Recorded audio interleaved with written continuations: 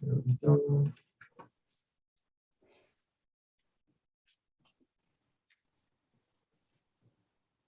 And then we'll get started in a bit. Probably give it, what, 3 minutes before we get started? Okay.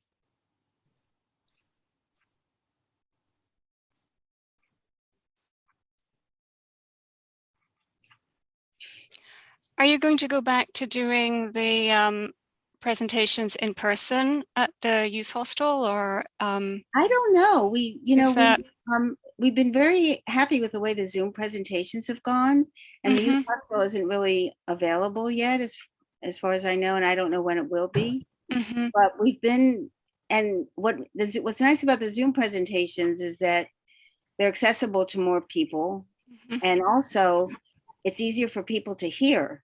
Because the problem that we had in the ballroom where we were doing, I think it was the ball. Well, I don't know. Yeah, I think it was the ballroom where we were doing the presentations. A lot of people couldn't hear in the back, and even though we tried to fix it, it was difficult. So I'm not quite sure how that's going to work out. One thing we definitely want to, even if we do go back in person, I think we want to keep a version that's hybrid as well, of being able to have That's right. Audio. Yeah, we'll be able to do it via Zoom as well.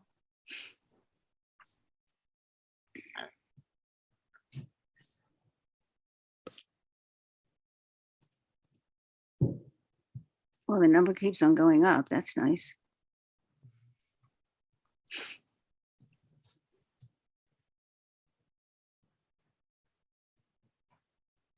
I'm really so excited about this because I've been wanting to know about these trees for so long. And was well,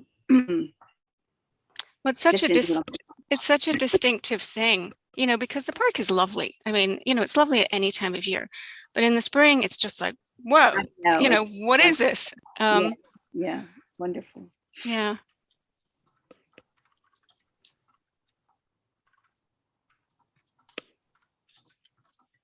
All right, we should be getting starting. Oh, Bacha, just letting you know Esther is watching.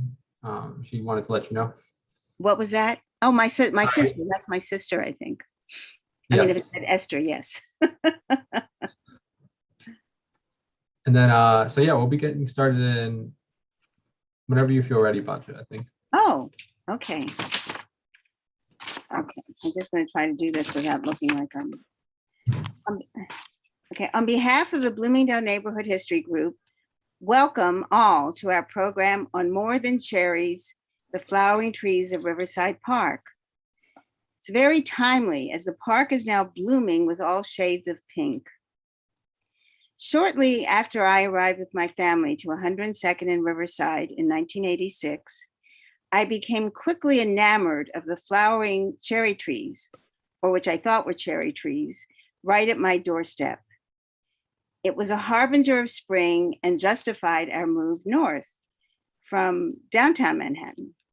And so I am personally excited to introduce Margaret Bracken, the perfect person to talk about not only cherry trees, but all flowering trees in Bloomingdale's Riverside Park, as well as the history of Riverside Park. Margaret has been the landscape architect for the park for 20 years now, involved in the design, construction, and horticulture throughout the park. From the majestic, such as Soldiers and Sailors Monument Plaza or the Carrera Stairs at 99th Street, to the practical, all the dog runs and playgrounds. Not only does she make sure that the park is in good working order, but is known for her diplomatic skills in negotiating and making possible controversial projects such as the 108th Street Skate Park. Following Margaret's presentation will be a Q&A period of about 15 to 20 minutes, moderated by Michael, our tech whiz, without whom we would have no Zoom presentations. You can put your questions in the chat or ask them directly. And so, without further ado, welcome, Margaret. Thank you very much, Bacha. So can you take, Mike? Okay, I'm going to stop the video. Okay. Oh,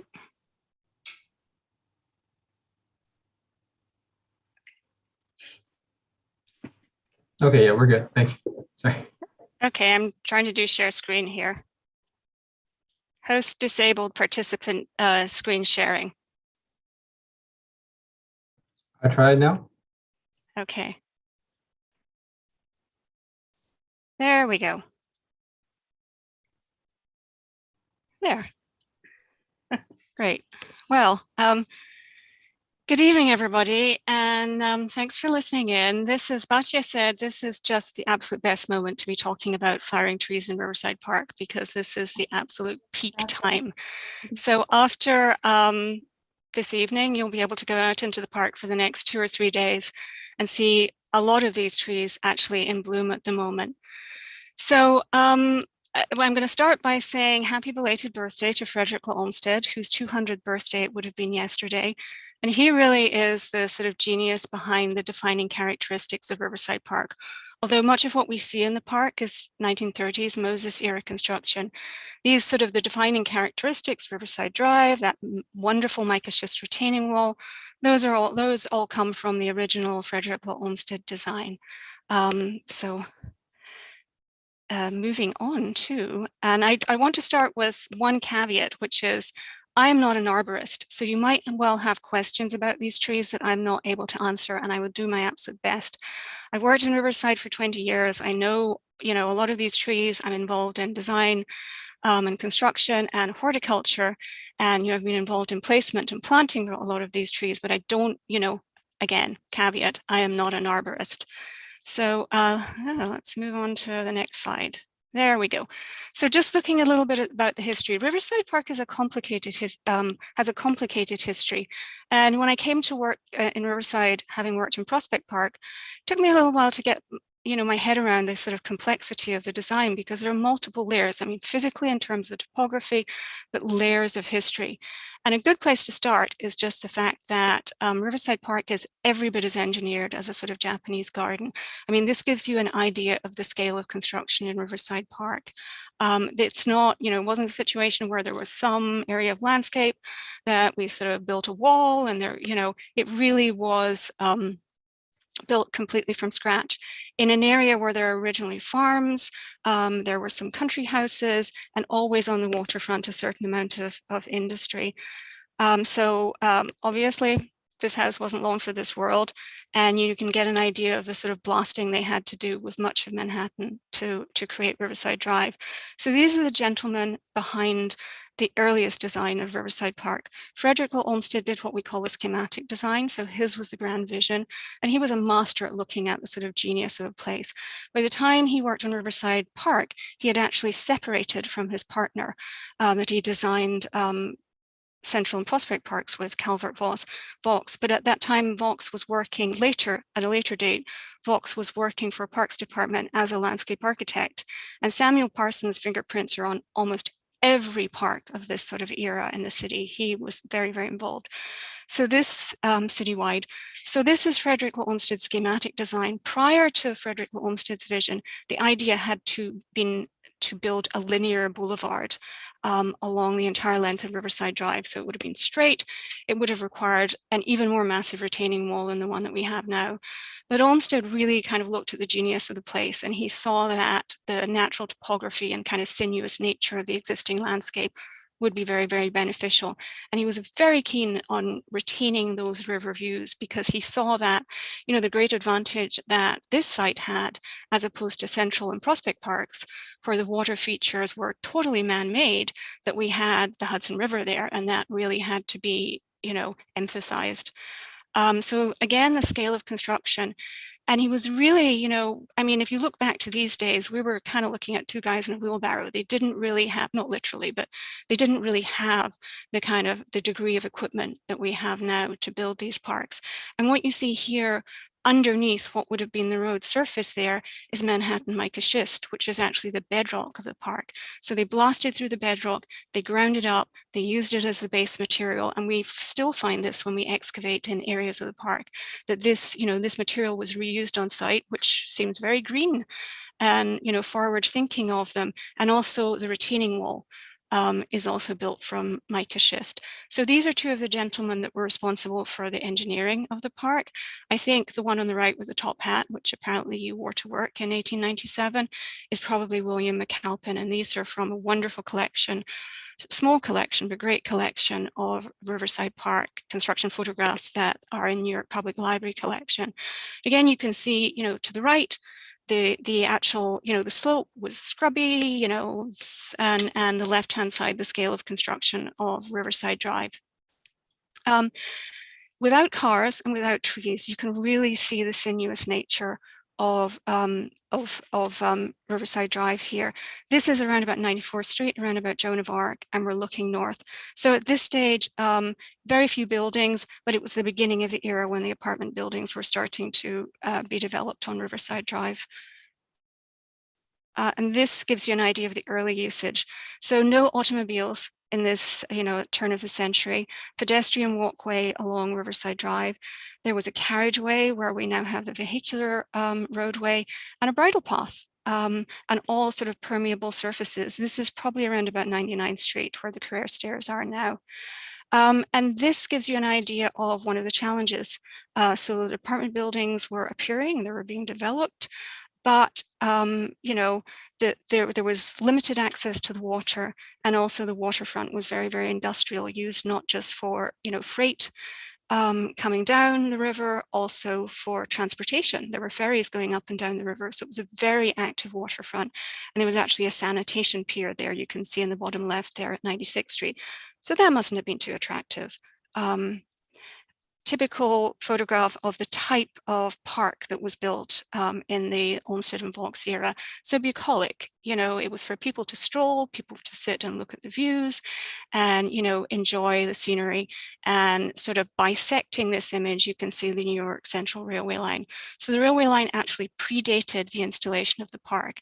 It was a freight railway line, it wasn't passenger in that time. So it added a sort of this very industrial layer to the park, and also, a lot of smoke, a lot of noise, a lot of smells, because there was produce and everything going up and down, and also precluded access to the water. You could see the river, which, as you can see, was very busy, but you couldn't get there.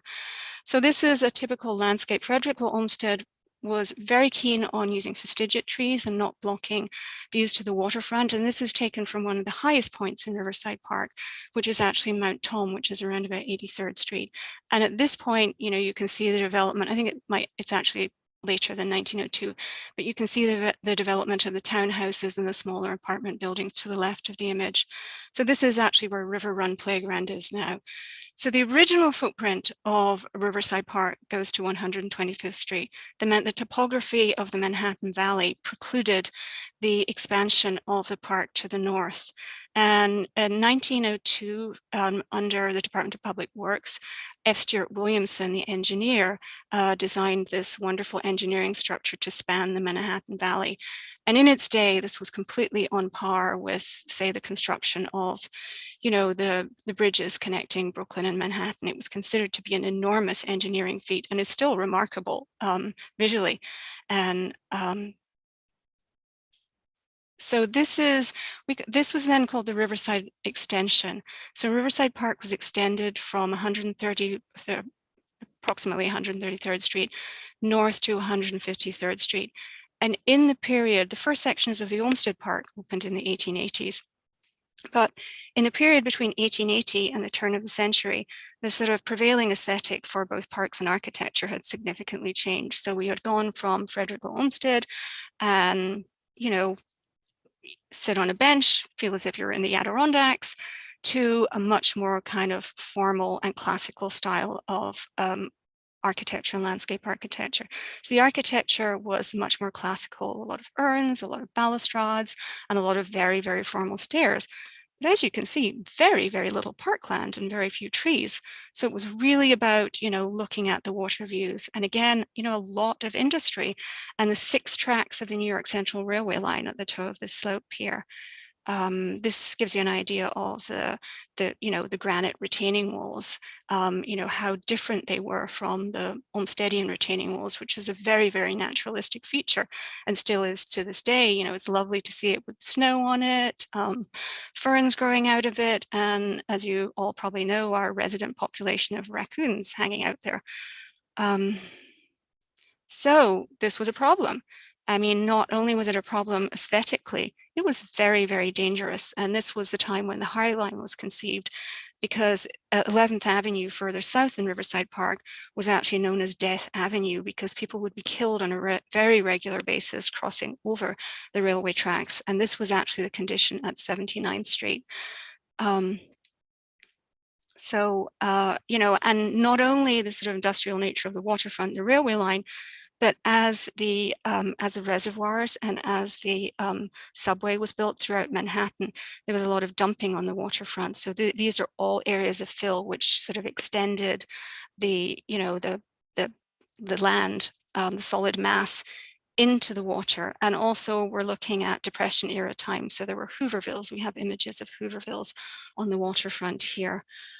So this was even more problematic further north, where as I said, there was even less parkland. So this is approximately 153rd Street looking south. And we know what happened next, I think. Robert Moses, from when he was a very young man, really had his eye on the West Side waterfront. And, waterfront parks were not really developed in that time, but he really saw the sort of the possibilities really of expanding the park. And also it was a time of sort of great expansion, changes in usage in parks. People were doing, there was a need for active recreation. That's when playgrounds were developed. So if you read, I believe it's page 63 of the Power Broker, it is in my version anyway, this is where it goes back to, it mentions the youthful Robert Moses out and about in the Hudson River, looking at Riverside Park and effectively saying, yes, this is going to be great. So he became commissioner of the Combined Park System in 1934, and he came along at a time where, after the Depression, there was a lot of federal stimulus money. And this money, one of the initiatives of this federal stimulus was called grade crossing elimination. Grade crossing elimination was about eliminating those open railway crossings. So he managed to direct a lot of that funding to Riverside Park, and a large part of the funding for the construction of the park came from those initiatives. So you can see basically what happened. They built this massive steel frame structure over the railway tracks, retaining the existing retaining wall on the left-hand side. And above that, they then constructed this massive sort of concrete tunnel box, which is what is under the park now. And you're probably all familiar with those vents that run pretty much along the entire length of the park.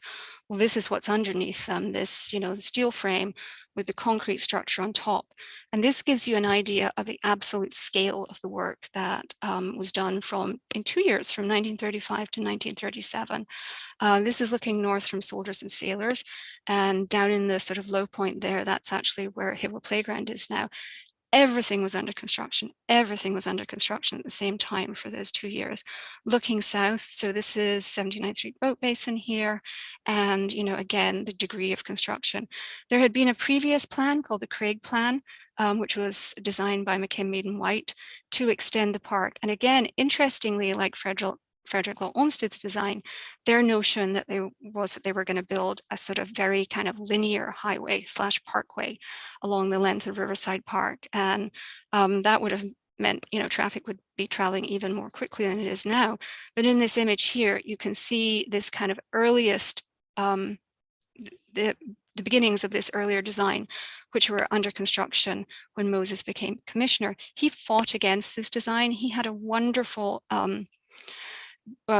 team of landscape architects, and engineers, and they worked 24 hours a day in our Parks Department headquarters in the Arsenal in Central Park to develop these designs. So basically, he had, he knew the funding was out there, and he had the designs good to go.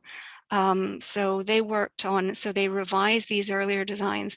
And I think we have, although we still have the Henry Hudson Parkway running through the park, I think we have a much more sympathetic and installation that integrates much better in the park than it would have had this earlier design been implemented. So this was the style of parkland in the 1935s, the Henry Hudson Parkway with this linear section, the section that was constructed pre-Moses, which is very kind of linear, and they had a more curvilinear to the north. So the area of the park that was closest to the buildings was more like the kind of bucolic Olmstedian vision. Also had playgrounds because you wanted playgrounds to be near the building, but then they put the active recreation along the waterfront, build a waterfront esplanade, doubled the size of the park, and put all of this active recreation along the bulkhead. And as you can see, it's very formal. It's very different in design from the kind of Olmstedian design. Here we are a little further north. This is the soldiers and sailors here, and this is Dinosaur Playground. So, you know, a lot of formality there, and also the integration of the Henry Hudson Parkway with a lot of these kind of clover leaves and exits and entrances. I think at that time, Robert Moses and Gilmore Clark, one of his landscape architects, had worked on the parkways in Long Island. So they had some experience. I think at that time, they didn't realize that effectively it was going to be more than a highway. I think they were still thinking in terms of recreational driving, and that people wouldn't be, you know, so it wouldn't be as have such a kind of detrimental effect from the noise point of view really on the park that it actually does. So this is the active recreation that was in the lower level. So this worked incredibly well, you know, building a portion of the park, effectively a green roof over the New York Central Railway line, but then putting the active recreation at this lower level, hidden under the retaining wall to where it wasn't visible. You know, you had the passive area of the park, and then you have a sort of active recreation at the lower level.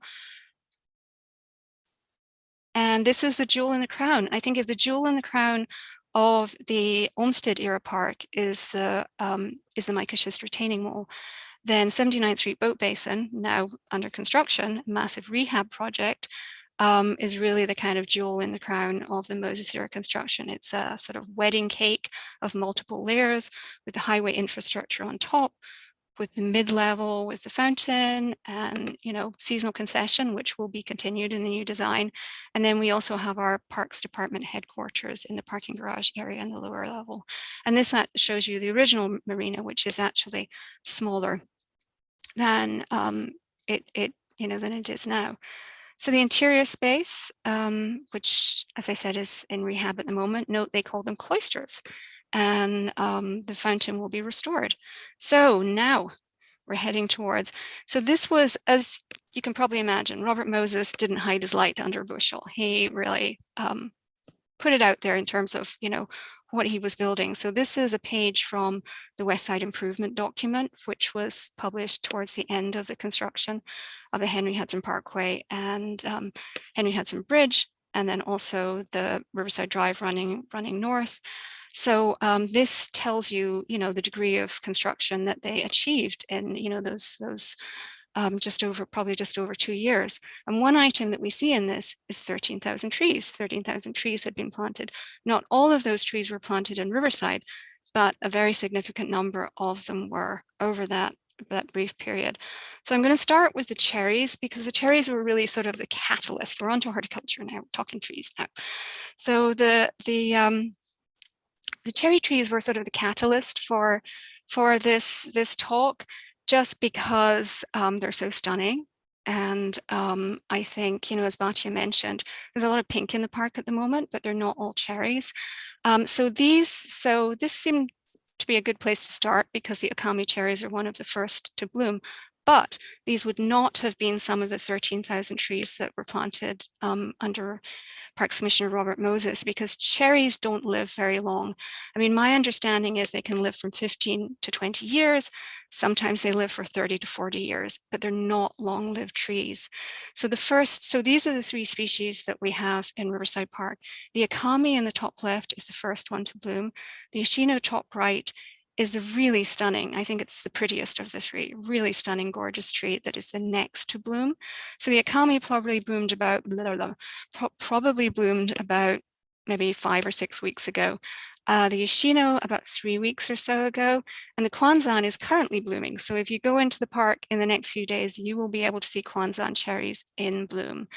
So these are our akamis. We don't have a lot of akamis in the park, but we do have quite a few. This one on the left is at Fireman's Island at 103rd Street.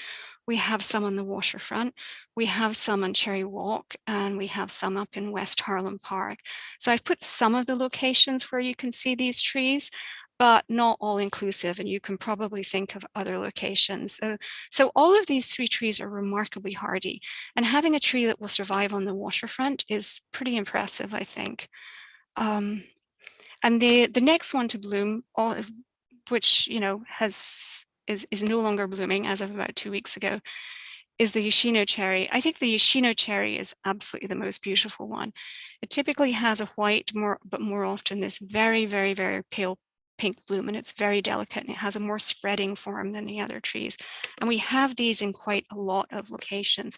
So these ones are right down on the waterfront at approximately 100th Street. So that's the south end of Cherry Walk. And these are relatively recent. These were probably planted about 10 years ago, or maybe slightly less. So they do grow fairly quickly. This is a particularly lovely stand at 99th Street that you're probably familiar with. You know, as you walk north towards the promenade at 99th Street, there's these trees are kind of flanking both sides of the path. And we've also got some, if you drive, as you go down towards the waterfront there's also some on the ramp to the Henry Hudson Parkway. And this one in an area on the left, in an area we call Crabapple Grove. Again, the waterfront. This one, the one on the left is all the way up at approximately 150th Street. And it's really kind of amazing that these trees I think are hardy enough to survive up there. The one on the right-hand side is an older tree, which looks as if it's senescing. And more waterfront locations, 80th, West 99th Street. And what we do, the tree on the left is senescing, which is aging. So what we've been doing, even though historically these trees are not part of the original planting plan of Riverside Park, when we have a really significant grove of trees, what we'll do is we'll start tucking younger trees in around the perimeter of those plantings. Cherries need a lot of space. They like to spread, and they bloom best when they have, the form is best, and they bloom best when they have a lot of light. So, you know, we have to be a little bit careful in sort of working around the existing trees, because we want them to last, you know, as long as possible. But we also want the new younger trees to be growing, so that as these trees age out, you know, there's a, you know, the canopy is there. I don't think I said at the beginning of the presentation, but Riverside Park is one of the few scenic landmarks in the city. So we're always looking at, you know, one of our goals is really to maintain the integrity of the whole park. And, you know, we do look at the original planting plans. We do have the planting plans for the Moses era. But in a situation like this, where we have something that we feel really adds significantly, and we know we're probably planted, not these trees, but there were cherry trees planted in the park, you know, probably around about 1912 or so, that, you know, this is a really significant horticultural feature of the park. And the third cherry, and this is the one that's blooming at the moment, is the Kwanzaan cherry. So this cherry has like a double flower. So the flower is like really big, and it's very, very pink. It's very sort of cotton candy pink. The one on the left is just north of the 79th Street entrance. And these two on the right are on the south side of Sakura Park. So those might be a little bit older. Those might have been planted when Sakura Park was reconstructed in the 1980s. That seems likely. So now we're going to go to Sakura. Sakura is the Japanese word for flowering, for cherry blossom. So again, you know, the start of the idea for this talk was looking at the cherries in Sakura, and they do have a really interesting history there. So the image on the left-hand side is the oldest iteration of Sakura Park, which was actually called Claremont Park. And you can see on the left-hand side, that looks a little hazardous. There was no retaining wall there. So it was actually, in our current sort of iteration, it was actually built in 1935 as part of the construction of International House to the north, Riverside Church, and it was also facing Grant's Tomb, which was completed in 1897.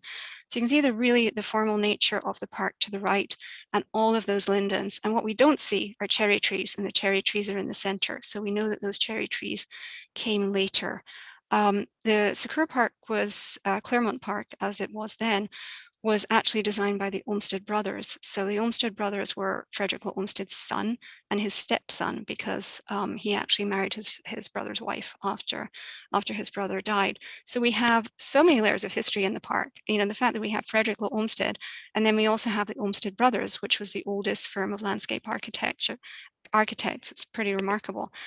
And on the other side, immediately north of Grant's tomb, there was Claremont Inn, which was in that location until the 1960s. So that's where the name Claremont came. It burned down in the 1960s. And when I first started at Riverside, working at Riverside, I met people who still remembered it being there. And this is, you know, the formal layout of Sakura Park, you know, as I said, again, without the cherries. So the cherries appear to have been planted, the cherries that are in the center and the cherries that are on the south side, those Kwanzaan cherries, we think were probably planted in the 1980s reconstruction of the park that was done by Cornell Rothschild. I mean, that's fairly long-lived for a cherry. I mean, that means they're like 30 to 40 years old. So there are some Yoshinos in the center and those Kwanzans on the south side. But the thing that we do know is, like Washington, in 1912, that a lot of cherries were planted throughout Riverside Park, and some of those were planted in Sakura Park and the area around Grant's tomb. So 1909, the Japanese citizens in New York decided they wanted to make a donation of 2,000 cherry trees to the city of New York. And so they were brought over from Japan in a steamer. First time around, unfortunately, the 1909 shipment, the steamer sank. So by 1912, they brought another 2,000 cherries, and those were planted throughout the park. So in 2012, the Japanese government decided that they wanted to sort of repeat this generous offer. So we were given 6 tiny little Yoshino trees, which arrived in 2012, exactly 100 years after the initial donation. And they were tiny. They were absolutely tiny. It was basically like a sort of 3-gallon container with a little twig in them. So we were like, oh, you know, thank you. So we built them a little nursery. We didn't really build them a nursery, but we made a little nursery for them on the west side of Claremont Playground, which is just north of Grant's tomb. There was sun there. We knew there was water because there was water in the playground, and that we could care for them. So we made them this little nursery, and they were there from 2012 to 2015. And they grew very, very quickly. You can see the top left how tiny they were. I mean, that was actually bigger than they were when they arrived. They were literally just a twig. And the bottom one is, you know, maybe a couple of years later. And on the right-hand side, we actually get an annual donation from the Greenacre Foundation. So we used our annual Greenacre funding to have a contractor come in and what we call B&B the trees. So it's ball and burlap them. So they will sort of all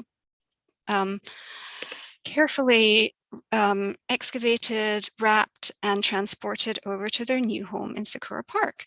So they're now, this was taken, the one on the left was taken a few years ago. They're much bigger now. And this is the trees on the right-hand side. So if you look for them, they're actually on the west side of Sakura Park. There was an opening in the lindens that was intentionally left clearly so that the trees wouldn't block the views to Grant's tomb. So we kind of tucked them in either side of that opening. There's not really enough room to have them in the central area yet, but we will continue, but we will certainly replace those trees that are in the center, and they're growing and thriving. And this is the more mature trees in the central area with the pergola, with the bandshell that was installed in the 1980s. So now we get to the real horticultural history of Riverside Park as it was designed under Robert Moses, his landscape architects, Gilmore Clark and Michael Rapawana. This is one of our absolutely fabulous Floribunda crab apples. So in the 1930s, my feeling is that they planted these trees as a buffer between the park and the Henry Hudson Parkway, because to the east, there's larger canopy trees. But I think in this area, they were looking for, visual screening. They're also looking for something that would look good from the Henry Hudson Parkway, because I think of Riverside Park as being a park that functions on so many levels. I mean, for us, it's our neighborhood park. But for people coming over the GW Bridge, it's the sort of gateway to New York. I mean, you see these trees from the Henry Hudson Parkway. Not only do they look absolutely gorgeous, when you're in the park, they're also incredibly visually arresting, when seen from a distance. So this is one of the original Floribunda crab apples. This one, sadly, we lost 2 or 3 years ago, but we have been very sort of conscientious and enthusiastic in our replacement of these trees. So this is what we were looking at when we were replacing them. This is a planting plan from the 1930s. And we have, planting plans for really large areas of the park. So the crab apples here, this is actually the entrance at 95th Street. So this ramp here is no longer there. And this is where you come in, the pedestrian walkway coming into the park and running south to 95th Street down to Hippo Playground. And these are our crab apples here. So in this particular plan, they had 3 species of crab apples: Arnoldiana, Atrasanguinea, and Floribunda. Floribunda is the one that we just looked at. And you can see the kind of icon there in the legend for the crab apples, the one that looks like a nail head. So these are all the little crab apples all the way down here where we have them now. And they were also on the western side of what is now Crabapple Grove. So it's very helpful to have these. We can't always purchase the same species that were grown, and some of them have sort of they're a little buggy. So we're careful about what we plant. When I first came to Riverside Park 20 years ago, I started in August, and I was a little concerned looking around the park when I saw those crab apples, because I felt that crab apples were sort of, a little buggy.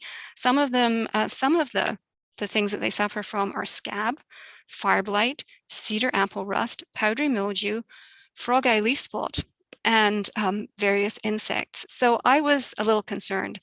And it is absolutely remarkable. These trees are survivors. When you think a lot of these trees sort of lived fighting off all of that stuff, plus, through the bad old days in the 70s and 80s, and also generations of Upper West Side kids climbing on them. They're absolutely survivors. So this has been a very helpful document for us. So, a lot of our older trees, this was about 20 years ago, were senescing, and we were losing our existing canopy. And at the time, our Parks Commissioner, Adrian Benepi, who had grown up on the Upper West Side, had a real fondness for these trees. And he really sort of understood the aesthetic and the importance of the trees, and he commissioned a study by our then, I think she was Director of Horticulture or Forestry, Fiona Watt. And she did this wonderful study where she looked at the history of all of these flowering trees throughout the city, because Riverside Park was not the only park that had these kind of Moses Europe plantings. And the thing about them is they have this very distinctive form, and that makes them so interesting and so unique. I mean, most trees are what we call standard. So there's like a single stem, there's one trunk. Whereas the crab apples were multi-stem, and they were actually grown to, develop that sort of form. So, right from, you can do that with any kind of tree, but it's very sort of distinctive in these crab apples. So she found some nurseries in Illinois, interestingly, that were still growing these crab apples with this very distinctive form. So the first year we received a delivery of these trees from Illinois. And then beyond that, the Riverside Park Conservancy started to kick in. So we would, for many years, we would purchase these trees seasonally, and we'd get maybe 50 trees that would roll up in a truck, and Riverside would take maybe, we'd take maybe a third of them, and then they would then be planted in other parks in the city. And I was lucky enough on a visit to Chicago to see our Chicago cousins here, because the Chicago Parks District is probably one of the few parks districts that still plants these clump form, these multi-stem trees. So on the left-hand side, you have our Chicago cousins. On the right-hand side is our lovely little Floribunda, which came from a nursery in Illinois. And these are, I think, some of the few older trees that we have remaining. So these are both Floribundas, and they're probably from the earlier planting, but crab apples live longer than cherries. I mean, I have been told that crab apples can live up to 100 years. I think more typically, it seems like it's more 50 to 80. So if these trees were planted in 1937, then they're 85 years old. So they're probably, sadly, not going to be with us for too much longer. But we have been, as I said, very conscientious about replacing them. These were taken a few years ago of our new plantings, and we maintain that aesthetic. Floribunda is still available, but we look for different species that are have good characteristics, survivability. So this is around about 99th Street by Dinosaur Playground, down at 79th Street by the Rotunda. So these are all our baby crab apples that are planted in similar locations.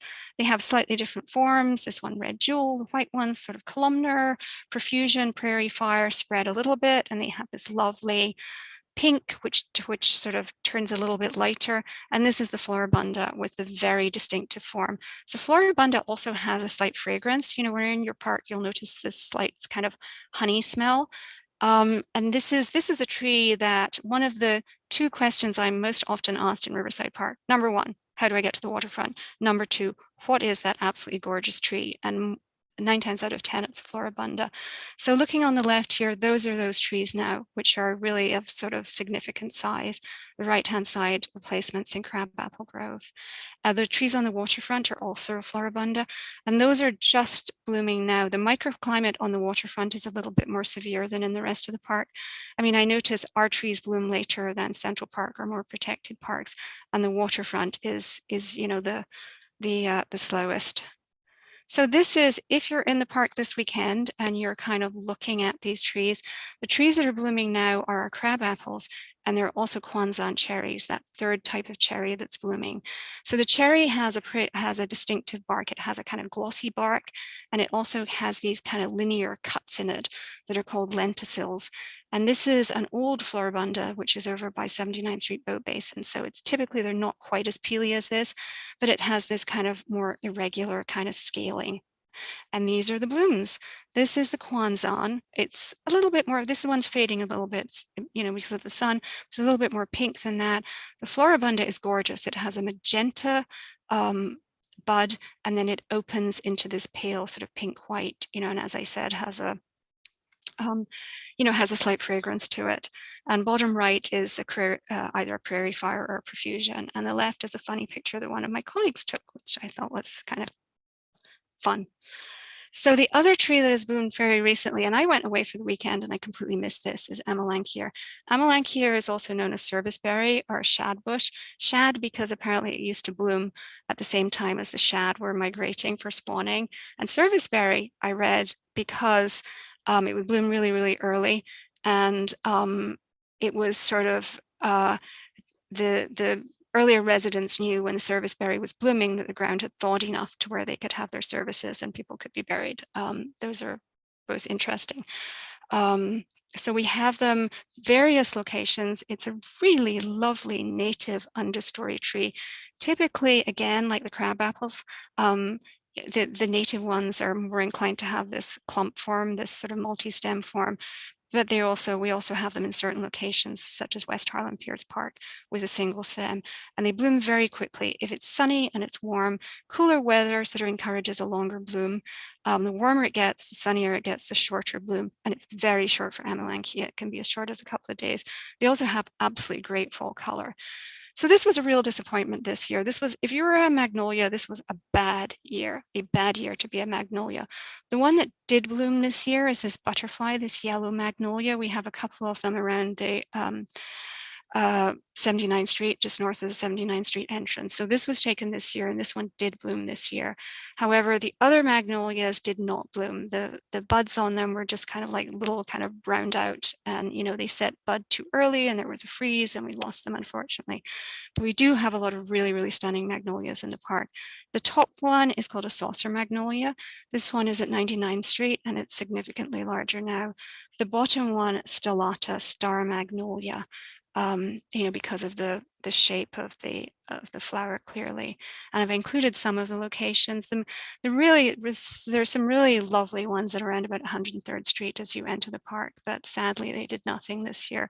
Another one that is blooming just now all over the park, too many locations really to mention, is the redbud. And the redbud is so unique because the buds are basically directly on the stem way before it leaves out.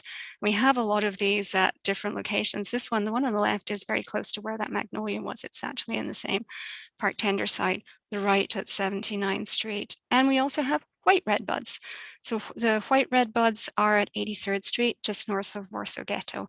And also there is this lovely combination of Floribunda and redbud. Now the crab apples actually seed. They seed, not all of the crab apples that we have in the park were intentionally planted. So you do see some sort of smaller crab apples that have kind of helped themselves to different locations of the park. And this is probably one that was not intentionally planted. And from there, also blooming at the moment, we've got a redbud on the left-hand side, and we've got this absolutely gorgeous pink flowering dogwood. So these are native dogwoods, but we also have Kusa. The Kusa is a Japanese flowering dogwood, and it flowers very, very, very profusely and will be flowering shortly. And coming soon. Left-hand side is a black locust. So that's actually a mature tree. It's a large tree, bigger than most of the trees that we've been looking at. It's also a little fragrant. And, we have them in they're a little aggressive. So we have them in various locations of the park, and we've lost a lot to storms. The right-hand side for me is the hawthorn. That to me is the unsung hero of Riverside Park. That same planting plan and the whole Moses era horticultural growth. The crab apples are the ones that get all of the attention, but the hawthorns are absolutely gorgeous when they bloom. Sadly, we don't have too many. I mean, there are still some of the older hawthorns, but they were planted in areas where they were understory trees.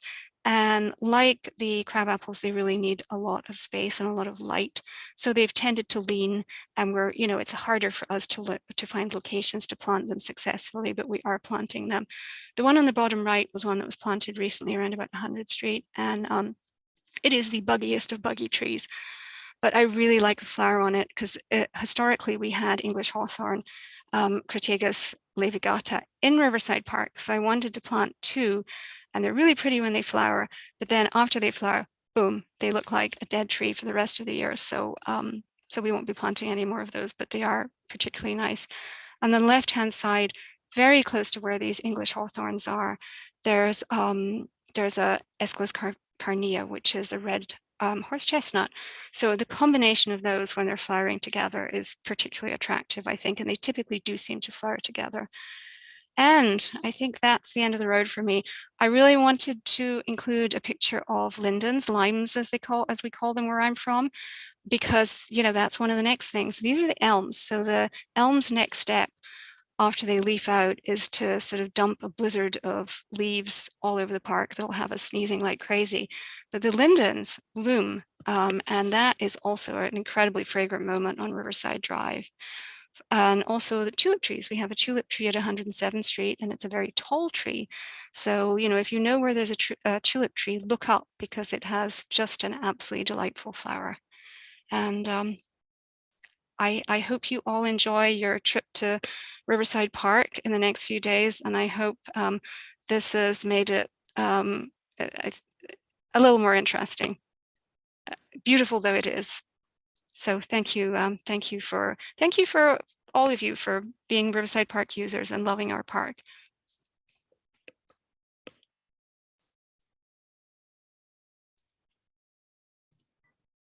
All right, thank you, Margaret, for that lovely talk. All right, so we will now start opening up for questions. I will start reading the ones that we have in the chat. Anybody who has any questions can also raise their hand if they want to mention it by talking.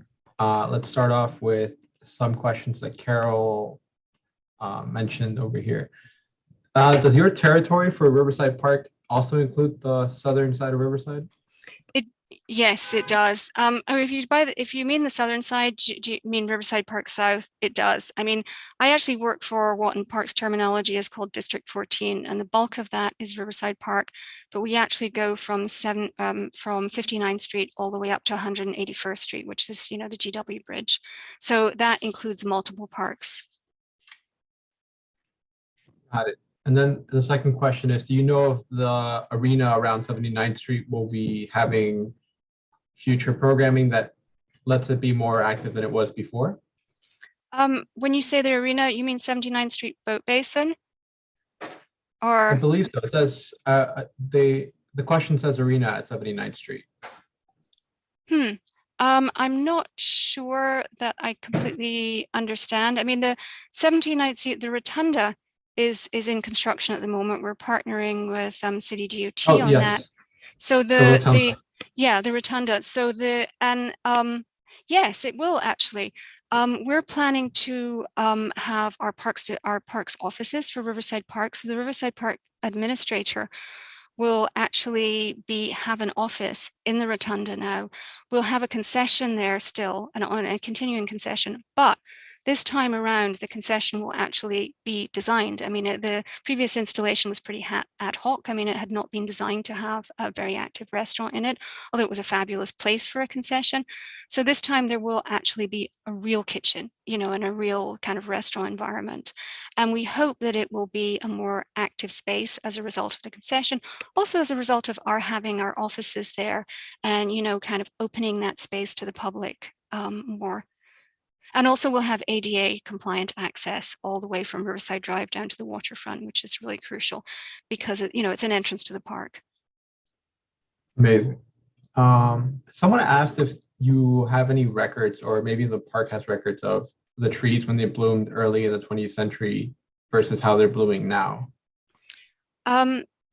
We don't. I mean, there might well be people in the agency who have that kind of information, but yeah, we don't have. I mean, I have to say, I notice from year to year how much it varies. Because the great thing about opening your photographs is, the properties, and exactly when you took the various photographs, and it's sort of there. There are significant changes from year to year. Looking at the kind of like 100-year span of that, I couldn't say. Yeah, somebody asked in regards to climate change and how that affected it. But the next question asks, do you know how many trees or types of trees there are together in Riverside Park? Probably not as many as you would think, because there's one aspect of the Moses era construction was it was done in such a brief period, and you saw that plant list. They had a fairly limited palette there. There wasn't really a whole lot left from from the kind of Onsted era sections of the park. I mean, probably a little further north, the tulip trees, some hackberry, some trees that had self-seeded that were probably a little bit more exotic, like Paulonia and Catalpa, that were probably the trees that were from the the estate gardens. So the Moses era palette was really fairly limited. But having said that, we are now trying to diversify a little bit. We're planting more natives, we're planting more trees with more kind of ecological benefits. They didn't plant any conifers in the park at all. So we've been planting white pines. So we're expanding our palette while maintaining the integrity of the park, because obviously the aesthetics of the crab apples and the cherries and everything, those are all really important. And then follow up to that question was, how old are the oldest trees in the park, and do you know where they were found? The oldest trees, we had a really old hackberry north of probably around about 112th, 114th Street. That unfortunately was taken down in a storm a few years ago, and that was definitely like an older than more than 150 years old or something like that. There might be older trees in that area. That's the only area of the park, so north of, I would say, north of around about 108th Street, there are some older trees up there. But typically you could see the degree of construction in 1935. I mean, there was really not very much left. And also, the park was not really extensively planted. I mean, Onsted was very specific about maintaining the park views. Someone asked, how come the crabapple trees never grow crab apples, but always give up cherry blossoms? Well, they do grow crab apples. So a crab apple is anything that is less than 2 inches, but not very much. I mean, they're tiny, itty bitty. So that's my understanding. That might be an arborist question. Got it. One of the photos showed the temporary orange fencing around Dinosaur Park. Why was it there, or what was the work there?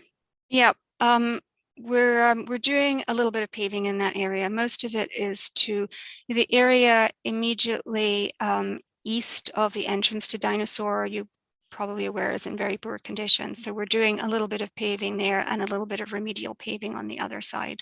But most of the work is focused on 96th Street entrance to the park and running north on the east side of Dinosaur, and that is fully fenced at the moment. The orange fence that you see is only to protect the trees, from any minor construction vehicles that might be in the area. Got it. And I should Okay. also say, all of those trees that are there blooming now that you're seeing, those have all been planted in the last 15 years, since 2003. So they're all pretty recent plantings. Someone asked, are there extant Olmsted era spaces in the park? And if so, where in the park are they?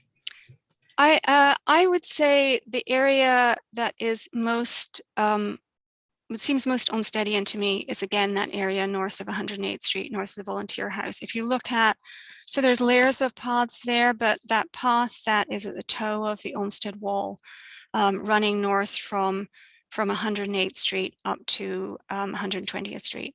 I mean, that seems very Olmstedian to me. Other than that, I think very little. Anywhere that you get a little bit closer to the park wall, it's more likely to be, a little bit more kind of Olmstedian in aesthetic. But I mean, the park was really narrow then. I mean, down at the 87th Street dog run, it was probably only about 50 feet wide between the mica schist retaining wall and the secondary retaining wall.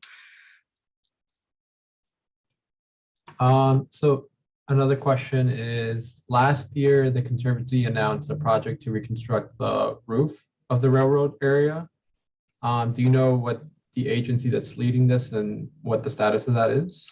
I can't actually speak to the status of it. We don't have a recent update, but DOT is the lead agency on that project. And as you can imagine, it's so Parks Department are working with DOT on it. As you can imagine, it's a really, really huge project. And I know they're working on inspection and design at the moment. So I don't have an idea of when any repair work might be done, but it's definitely, it's going to happen and has to happen because it's very problematic for our maintenance and on many levels. Yeah, it is a big project to handle. I mean, we all saw how construction looked like while it was being developed, but someone wanted to know if it's okay to eat the mulberries in the park. I believe so, but I haven't done it myself. So maybe you should ask somebody that knows a little bit more than me. I know that the Amelanchier berry is supposedly delicious, which I haven't tried it, and the canomellies that are flowering quince. But I would hate to, I would be inclined to say yes, but I would hate to send you in the wrong direction. Someone asked about the lindens, if they're the trees responsible for the lovely citrus aroma in Riverside Park. Yes. And if it's the little leaves or the others. Sorry? Is it the little leaf? It's all, we have multiple lindens. We've sort of tried to not do a kind of monoculture with any of the tree plantings. And we have little leaf, silver linden, American linden. I can't remember. There might even be one or two others. They're mostly silver, little leaf, and American linden. They're little leaf lindens up at Sakura. Someone asked if the different types of trees will be mapped as Ken Chaya has done in Central Park. Um, I think eventually, yes. But I don't think we don't have, and some of you are probably familiar with the drainage study that is being done north of 108th Street in the park. And they have actually mapped all of the trees in that area as part of that project. So it has not to this point, but that would definitely be our goal.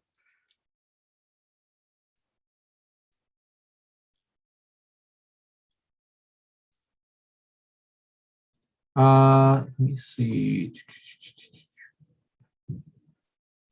Someone asked about if they know about the fauna about going over the 79th Street Marina. Well, do you know if that's going to have any effects on the shadow for the trees that are existing there at the moment? Will it cover any trees there? No. The footprint of other than constructing an ADA ramp on one of the areas of landscape on the south side, there's no height difference. There's no difference to the footprint. There will be no additional shading. Well, someone had a question about the floribunda west of Dinosaur Park with a branch that leans down to the ground and up again. Yeah, that one's pretty old and it's quite a small tree. So, we just keep an eye on these trees and just try to sort of monitor their condition. I should also say, the smaller ones that have that multi-stem, that's a lot of work for our gardeners. I mean, our gardeners, when we were buying these trees from Illinois, they were, in the first few years, they were physically planting them. And then forestry started purchasing them and planting them. And this is like a winter project for our gardeners, to go in and prune and shape them. So, they get a lot of attention. Aside from the groupings of Crabapple Grove and the Cherry Walk, do you know of any large groupings of others specific type of trees elsewhere in the park?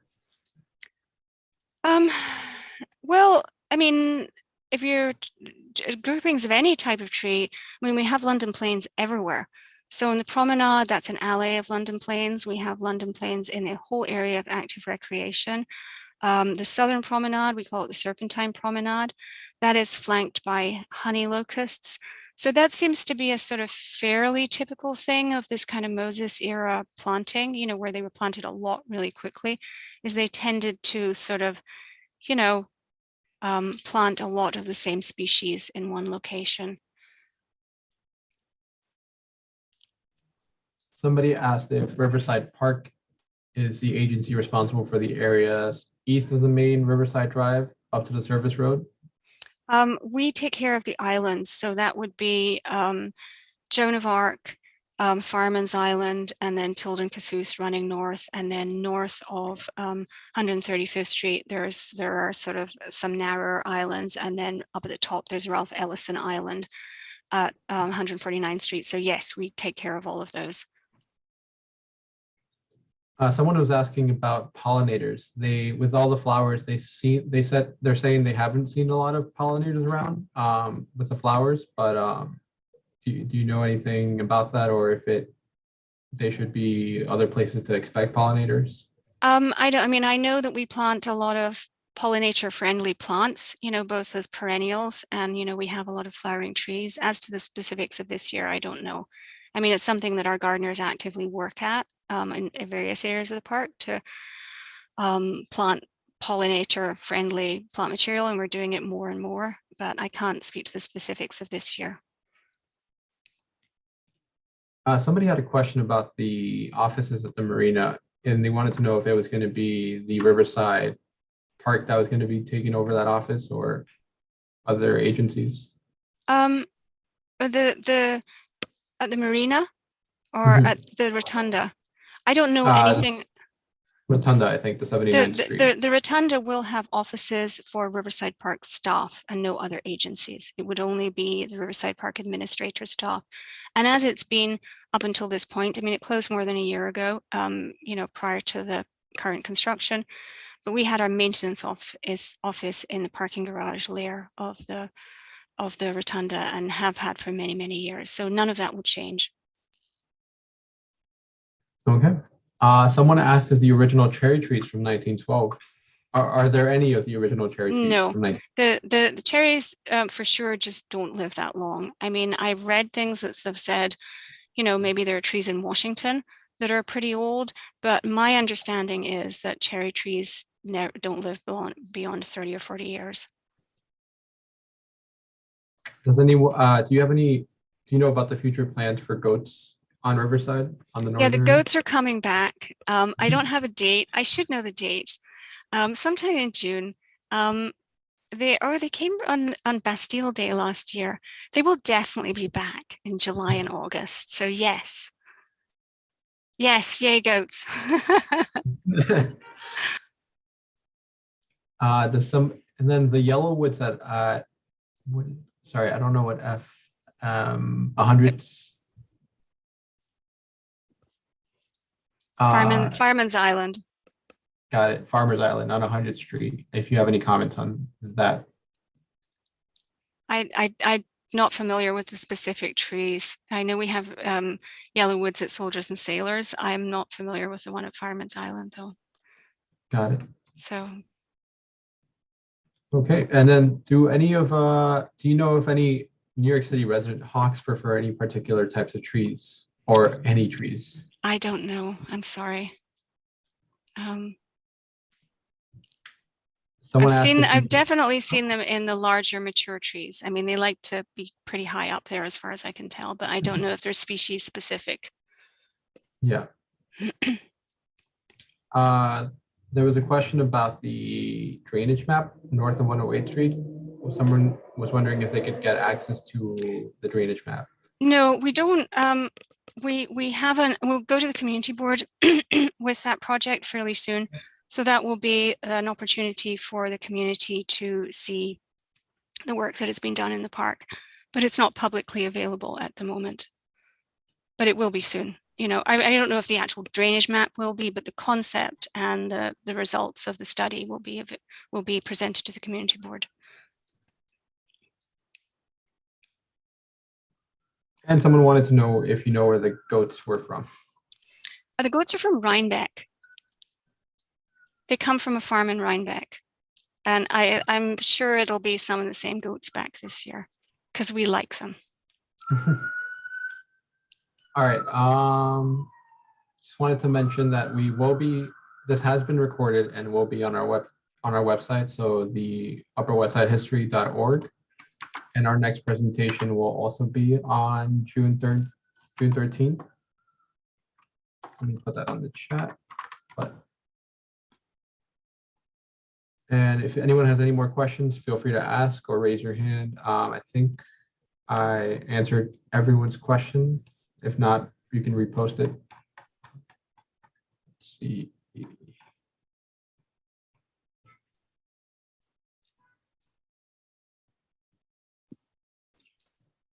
Michael? Yep. I have a question. Sure. Which may have been answered. But Margaret, I know every summer, early in the summer, there's this wonderful fragrance coming from the park at 102nd Street. Is that the linden tree? I think it's a viburnum. I almost included this in the presentation. It's not a tree, but they're so pretty. And they have this really, it's almost like a snowball. It's a pinkish white. I think, is it Carlesii? Viburnum Carlesii, Viburnum Juddii. I mean, we have planted, in my era, we've planted several and my predecessors have planted them. And it's as you go down the ramp, right? You go down the ramp to the bottom of 103rd Street. There's that triangle where the magnolia that didn't bloom this year is on the left-hand side there. There's one of those viburnums. And I'm sure that's what it is. They're just gorgeous. They smell, I always thought it was honeysuckle. I mean, they smell like honeysuckle, but I'm glad to know that now. Thank you. And I want to thank you for this presentation. It was so informative. And if you have a chance to look at the chat, there's all these wonderful comments about how much people appreciated this. And thank you, thank you, thank you. Thank you all. So to that question there, is your work funded by the Riverside Park Conservancy? It is both by Parks and the Riverside Park Conservancy. The Riverside Park Conservancy contributes an enormous amount to the park.